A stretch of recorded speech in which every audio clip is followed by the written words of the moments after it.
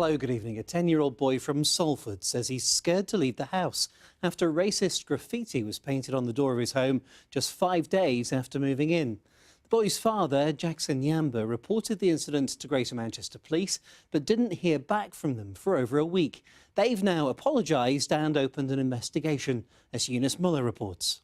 Someone actually wrote in the door here, no blacks here.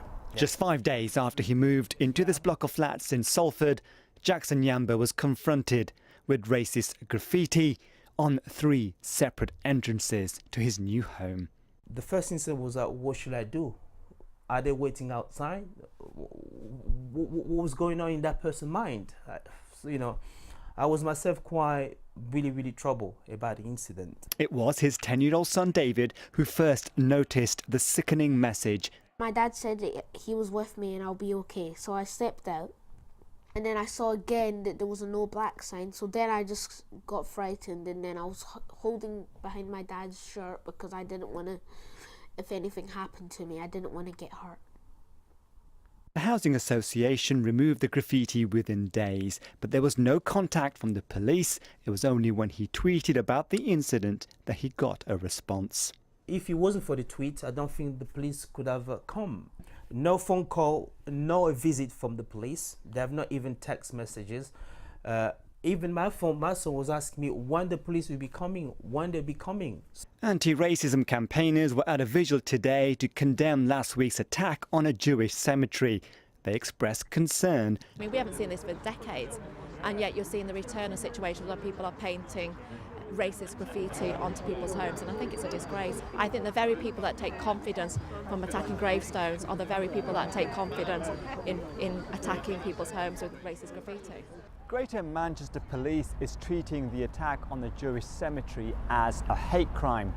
And as far as the incident in Salford is concerned, police have told us today they have apologised for the way that was handled, but they have launched a full investigation. Chief Constable Ian Hopkins said today GMP made a mistake, but went on to add, let's remember someone's committed this vile crime and someone will know who. Hope they tell us. Jackson Yamba will consider leaving the city if attacks continue, but he's hoping that he can stay in Salford. Eunice Muller, BBC North West Tonight. A 13-year-old boy is recovering in hospital after being stabbed in Blackpool. The incident happened just before 6 o'clock yesterday evening on Rawcliffe Street, close to the promenade. The boy was taken to Alderhay Hospital for treatment. His injuries are not believed to be life-threatening. 3 teenagers have been arrested and are being held in custody for questioning. Meanwhile, police have stepped up patrols in the Norris Green area of Liverpool after 2 men were seriously hurt in a targeted shooting. Emergency services were called to Wapshire Road just after 7 o'clock yesterday evening. A 30-year-old man was wounded in the chest. A second man, aged 31, suffered a head injury. Their condition is described as serious. Officials at Haydock Park have vowed to ban anyone who was involved in the mass brawl that broke out among spectators at yesterday's meeting. Around 50 people were involved in the fight. A 26-year-old man's been arrested on the suspicion of a fray and possession of a controlled drug. The Racecourse Association has strongly condemned the people fighting. The RNLI is reminding coastal walkers to be vigilant at low tide and avoid wide bays and estuaries. It's after a dog walker got stuck in knee-deep mud on New Brighton Beach. The woman was stranded for around 30 minutes before being rescued by RNLI volunteers. Thankfully, both the woman and her dog are OK and didn't suffer any injuries. Now on to sport, and Derek Williams' sending off contributed to a bad afternoon for Blackburn Rovers. They were beaten 1-0 by Middlesbrough. The result is Rovers' 4th consecutive defeat and leaves them 10 points off the playoff places. And in Super League, Salford's Red Devils' 100% start to the season came to an end with a 46-14 defeat to Leeds Rhinos. And fingers crossed, it's going to be a better evening for Wigan Warriors. They take on Sydney Roosters in the World Club Challenge final this evening. The Warriors are the most successful team in the history of the competition and last won the trophy in 2017. That match begins in just a few minutes, and you can hear full commentary on the BBC Sports website. Right, time for the weather. Looking like it's going to be a mild night. Here's the forecast from Sarah Blizzard.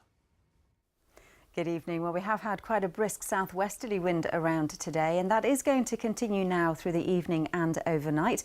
And there's also going to be the chance of a few showers as well coming in on that wind. And they're following in behind a cold front which was working its way gradually down towards the southeast into the early part of the afternoon. Now, clearer spells around overnight and just the occasional shower still associated with that. So I think nighttime temperatures certainly mild for the time of year, a minimum once again of around 6 Celsius, and still quite a windy start to the day on Monday, the brighter part of the morning, and then 1 or 2 heavy showers, certainly quite possible as we're heading into the afternoon tomorrow. They should move through reasonably quickly though with the strength of the wind, and then we do find that it's still a little bit more unsettled through the middle part of the week with some rain, but gradually turning much milder towards the end.